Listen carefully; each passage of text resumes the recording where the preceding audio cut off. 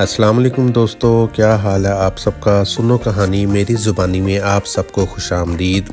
آج میں آپ کو ایک بہت ہی خاص کہانی سنانے والا ہوں۔ یہ کہانی ہے ایک شرارتی بھولو ریچھ کی اور ایک مونسٹر کے دوستی کی۔ آخر تک ضرور دیکھنا کیونکہ اس کہانی میں چھپا ہے ایک خوبصورت لیسن۔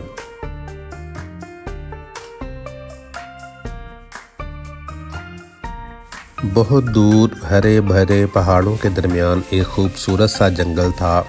اس جنگل میں ہر طرح کے جانور تھے، ہاتھی، شیر، ہرن، بندر، مور اور خرگوش۔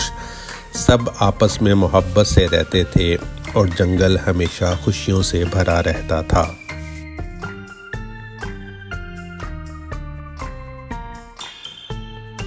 اور اسی جنگل میں رہتا تھا ایک موٹا تازہ ریچھ جس کا نام تھا بھولو۔ بھولو بہت پیارا تھا، لیکن اس کی ایک بہت بری عادت تھی اور وہ یہ کہ وہ سب سے زیادہ شرارتی تھا۔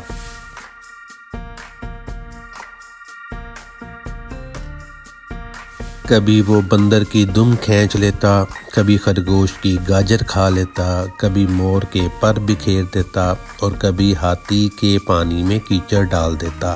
سب جانور بھولو سے بہت تنگ آ چکے تھے۔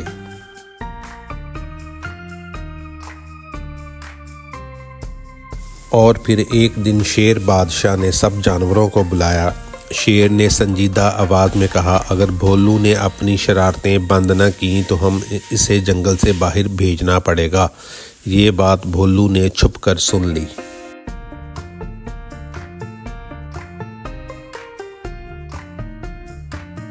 اس رات بھولو بہت اداس تھا۔ چاندنی رات میں وہ اکیلا جنگل کے اس حصے کی طرف چل پڑا جہاں کوئی جانا پسند نہیں کرتا تھا۔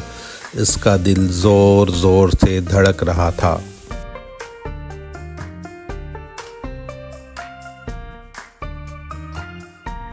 اور پھر اچانک درختوں کے پیچھے سے ایک بہت بڑی شکل باہر نکلی، لمبے دانت، بڑی بڑی آنکھیں۔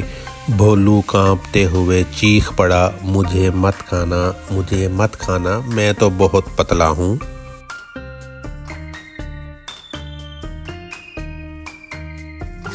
لیکن وہ ایک مونسٹر تھا۔ ہنس پڑا، بولا، میں کسی کو نہیں کھاتا، میں تو بہت اکیلا ہوں۔ بھولو نے آہستہ سے کہا، میں بھی آج بہت اکیلا ہوں۔ اور اسی لمحے دونوں کے دل قریب آ گئے۔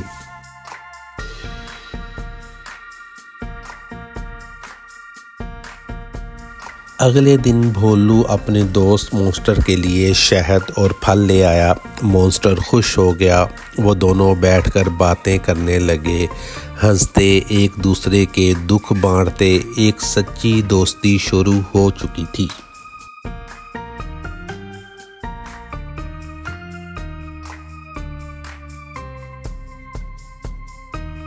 اور پھر ایک دن جنگل میں اچانک آگ لگ گئی۔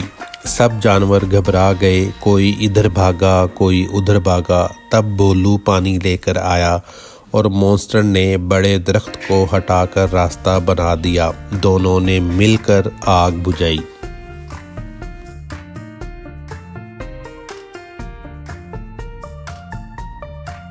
دوسرے دن ایک ننھا ہرن گہری کھائی میں گر گیا۔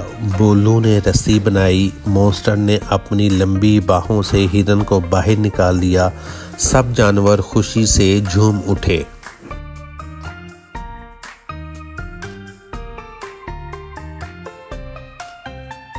اب تو سب جانور کہنے لگے، بھولو تو بدل گیا ہے، مونسٹر تو بہت اچھا ہے۔ جنگل میں پھر سے خوشیاں لوٹ آئیں۔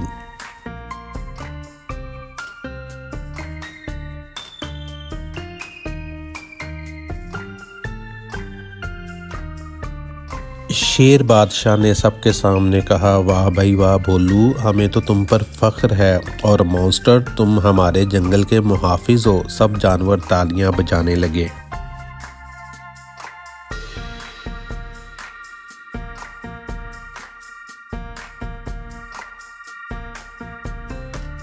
شام کے وقت بھولو اور مونسٹر ساتھ ساتھ چل رہے تھے۔ بھولو بولا اگر تم نہ ملتے تو میں کبھی بھی نہ بدلتا۔ مونسٹر ہنس دیا اور کہا اگر تم نہ ملتے تو میں ہمیشہ اکیلا رہتا۔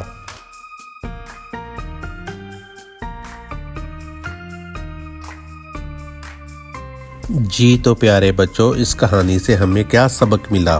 کسی کو اس کی شکل سے نہیں بلکہ اس کے دل سے پہچانو۔ دوستی انسان کو بدل سکتی ہے اور اچھائی ہمیشہ جیت جاتی ہے۔